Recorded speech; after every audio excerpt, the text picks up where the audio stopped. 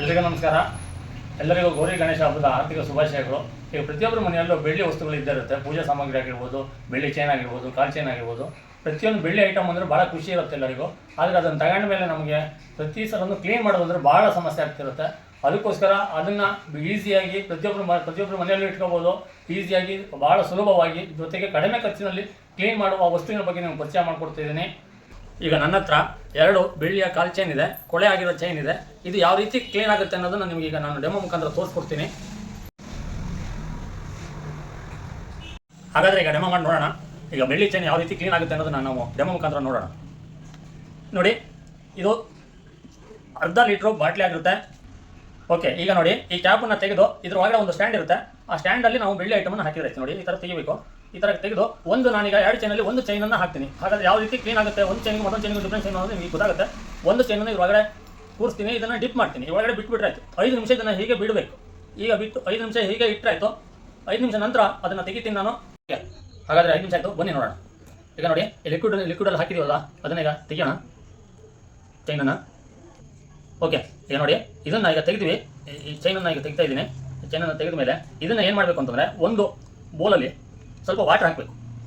Water ಹಾಕಿ 1 ನಿಮಿಷ. ಈಗ ಇದಕ್ಕೆ ವಾಟರ್ ಹಾಕಬೇಕು. ವಾಟರ್ ಹಾಕಿದ ಮೇಲೆ ಒಂದು ಯಾವುದಾದ್ರು ಪಾತ್ರೆ ತೊಳೆಯೋ ಲಿಕ್ವಿಡ್ ಆಗಲಿ, ಹ್ಯಾಂಡ್ ವಾಶ್ ಆಗಲಿ, ಇದಕ್ಕೆ ಒಂದು 2 ಡ್ರಾಪನ್ನು ಹಾಕಬೇಕು. ಹಾಕಿ ಮಿಕ್ಸ್ ಮಾಡಿ ಬ್ರಷಲ್ಲಿ ಒಂದು ಸಲ ತಿಕ್ಕಬೇಕು ಈ ಚೈನನ್ನು. ಪಾತ್ರೆ ತೊಳೆಯೋ ಲಿಕ್ವಿಡನ್ನು ತಗೊಂಡು ಈಗ ಒಂದು 2 ಡ್ರಾಪನ್ನು ನಾನು ಹಾಕ್ತಾಯಿದ್ದೀನಿ, ನೋಡ್ತೀರಿ.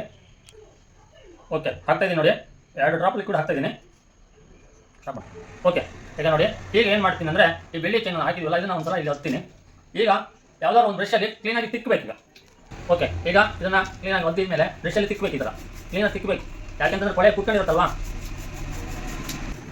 ಓಕೆ, ಈಗ ಎಲ್ಲ ಚೈನು ತಿಕ್ಕಾಯಿತು. ಈಗ ಏನು ಮಾಡೋದು ಅಂತಂದರೆ, ಇನ್ನೊಂದು ಬೋಲಿಗೆ ವಾಟರ್ ಹಾಕ್ತೀನಿ. ವಾಟರ್ ಹಾಕಿ ಒತ್ತೀನಿ ಈಗ ಅದನ್ನು, ನೋಡ್ತಾ ಇರಿ. ಓಕೆ, ಈಗ ವಾಟರ್ ಹಾಕ್ತಿದ್ದೀನಿ. ಮಾಮೂಲಿ ವಾಟರ್ನ ಈಗ ತೊಳಿಬೇಕಲ್ವಾ. ಈಗ ಇದರಲ್ಲಿ ಒತ್ತೀನಿ ಈಗ ಅದನ್ನು, ಚೈನನ್ನು. ಈಗ ನೋಡಿ, ಚೈನನ್ನು ಈಗ ಮಾಮೂಲಿ ವಾಟರ್ಗೆ ಹಾಕಿ ಒತ್ತಿಸ್ತೀನಿ. ಈಗ ಏನು ಮಾಡೋದು ಅಂತಂದರೆ, ಒಂದು ಬಟ್ಟೆ ತಗೊಂಡು ಕ್ಲೀನಾಗಿ ಒತ್ತೀನಿ.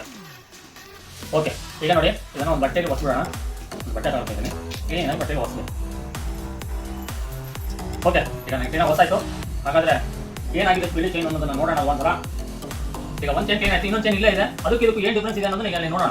ಯಾವ ಥರ ಕ್ಲೀನ್ ಆಗಿದೆ, 100% ಕ್ಲೀನ್ ಆಗಿದೆಯಾ, ನಾವು ಜ್ಯುವೆಲರಿ ಅಂಗಡಿ ಹೋದಕ್ಕಿಂತ ಜಾಸ್ತಿ ಕ್ಲೀನ್ ಆಗಿದೆ, ಏನಾಗಿದೆ ಅಂತ ನೋಡೋಣ.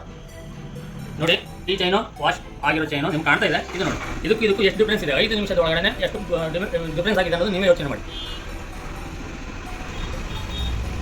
ಥರ ಆಗಿದೆ, ಓಕೆನಾ.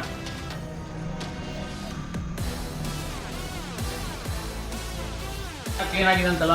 ಹಾಗಾದ್ರೆ ಪ್ರತಿಯೊಬ್ಬರು ಮನೆಗೂ ಬೇಕಾಗಿರೋ ವಸ್ತು ಆಗಿರೋದ್ರಿಂದ ಯಾರಿಗೆಲ್ಲ ಇದು ಬೇಕು, ಅತಿ ಕಡಿಮೆ ಖರ್ಚಲ್ಲಿ ಮನೆಯಲ್ಲಿ ಬೆಳ್ಳಿ ತೊಳಿಬೇಕು ಅಂತಿದ್ರೆ ಈ ಕೆಳಗಡೆ ಕಾಣುವ ನಂಬರ್ಗೆ ಕಾಲ್ ಮಾಡಿ, ಹೆಚ್ಚಿನ ಮಾಹಿತಿಗೂ ಸಮೇತ ಕಾಲ್ ಮಾಡಿ.